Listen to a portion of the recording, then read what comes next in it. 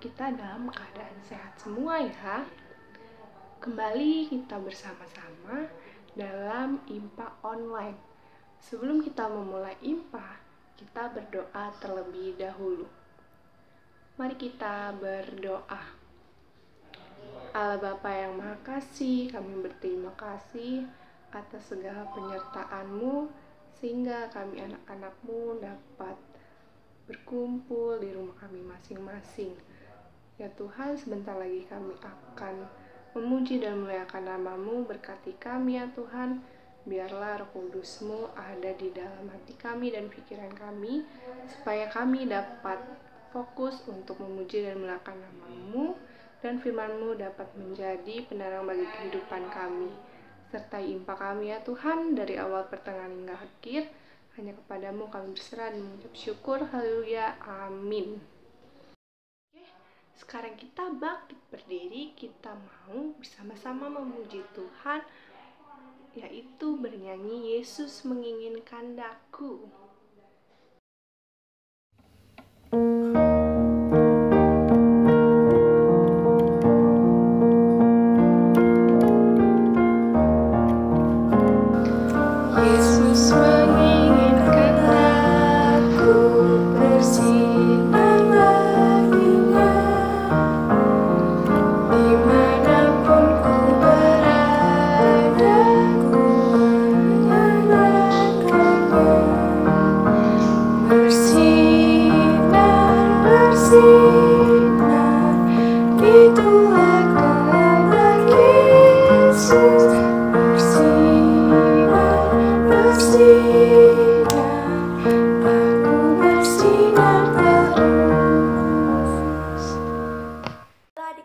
Selamat hari Minggu, Shalom.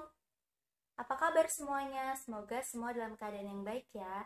Minggu ini adik-adik bertemu lagi dengan Kak Nana untuk mendengarkan firman Tuhan. Tapi sebelum kita mendengarkan cerita firman Tuhan, kakak akan mempersilahkan adik-adik untuk berdoa terlebih dahulu. Lalu adik-adik bisa membuka Alkitab adik-adik dari Hakim-Hakim 2 ayat 6 sampai 16.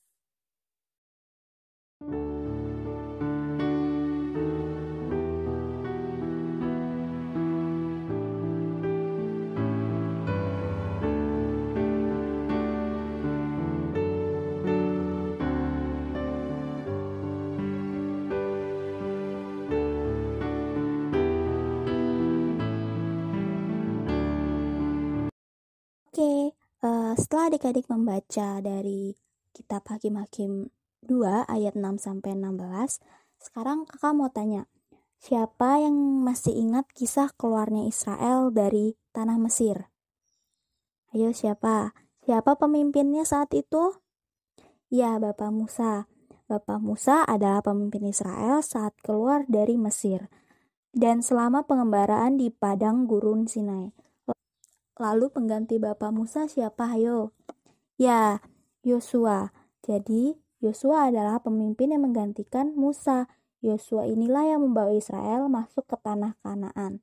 Nah, adik-adik, pembacaan kita kali ini menceritakan bahwa setelah Yosua mati, juga orang-orang tua Israel yang bersama Yosua saat itu mengelilingi dan merobohkan tembok Yeriko itu juga ikut mati karena usianya sudah terlalu tua.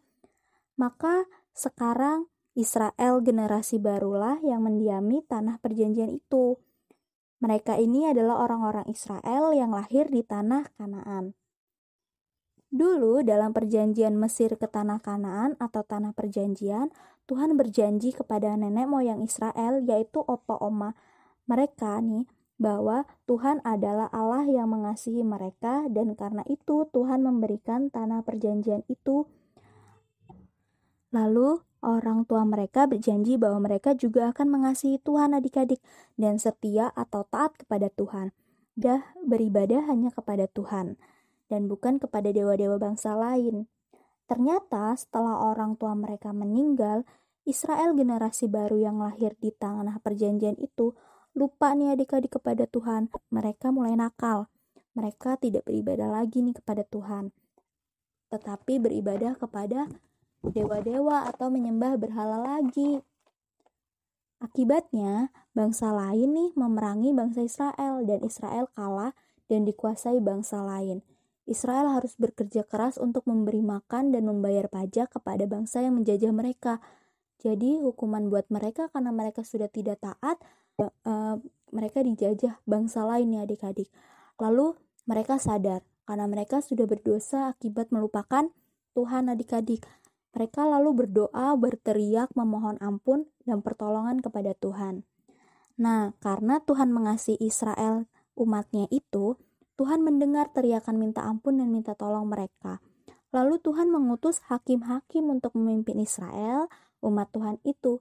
Pertama-tama, tugas hakim-hakim itu adalah mengajak Israel untuk sungguh-sungguh menyadari kesalahan dan dosa mereka, lalu bertobat dan kembali kepada Tuhan. Setelah itu, hakim-hakim juga bertugas untuk memimpin Israel berperang mengusir musuh-musuh Israel yang menjajah mereka, dan karena Tuhan sudah mengampuni mereka, maka mereka akan kembali menang dalam peperangan itu. Nah, dari cerita ini adik-adik harus tahu bahwa Tuhan mengasihi Israel sama seperti Tuhan mengasihi kita. Tuhan mengasihi mama papa, Tuhan mengasihi adik kakak, Tuhan mengasihi keluarga kita, dan juga mengasihi diri kita sendiri nih adik-adik. Karena Tuhan mengasihi kita, maka kita ditebus menjadi umat kepunyaan Tuhan yang diberkati. Dan untuk itu kita juga harus mengasihi Tuhan, harus tetap taat dan setia kepada Tuhan. Kalau adik-adik mengasihi Tuhan dan dengan taat, setia, maka adik-adik harus berjanji nih untuk menjadi teladan juga bagi orang lain, baik itu bagi adik-adik di rumah, di gereja, di tempat bermain, ataupun di sekolah. Teladan dalam hal tidak sombong, tidak suka berbohong, rajin berdoa, sering-sering baca Alkitab, rajin beribadah, rajin belajar, dan tidak suka melawan mama papa. Kalau mama papa atau orang yang lebih dewasa sedang menasehati, adik-adik dengarkan dan juga adik-adik lakukan. Lalu hormat juga kepada orang yang lebih tua dan menyayangi adik-adik yang lebih muda, dan masih banyak lagi. Ayo apa lagi? Nah, dari cerita ini kita mau diingatkan adik-adik kalau kita tuh harusnya selalu taat nih adik-adik kepada Tuhan. Mau dalam perkembangan teknologi yang sekarang semakin canggih, kita nggak boleh loh menomorduakan Tuhan. Kalau mama papa disuruh, adik-adik suruh, yuk belajar dulu, berarti adik-adik harus mendengarkan dan juga melakukan nasihat dari mama papa. Ingat ya adik-adik, mama papa adalah wali Tuhan bagi adik-adik di dunia ini. Jadi adik-adik jangan lupa untuk menaati nasihat mereka. Lalu kalau disuruh impah sekarang, walaupun sekarang kita impahnya lewat online, adik-adik tetap harus dengarkan ya, apa aja nih perintah Tuhan di minggu ini, apa aja nih cerita Tuhan, apa aja nih pesan-pesan dari cerita Tuhan, dan adik-adik harus lakukan di kehidupan adik-adik. Ya adik-adik, setelah adik-adik mendengar firman Tuhan tadi, kakak harap adik-adik selalu taat kepada Tuhan dan juga selalu ingat Tuhan dalam segala kegiatan adik-adik. Jangan lupa berdoa ya, dan juga jangan lupa dengar nasihat orang tua dan melakukannya. Jangan lupa jaga kesehatan juga. Selamat hari Minggu, happy Sunday, sampai ketemu minggu depan.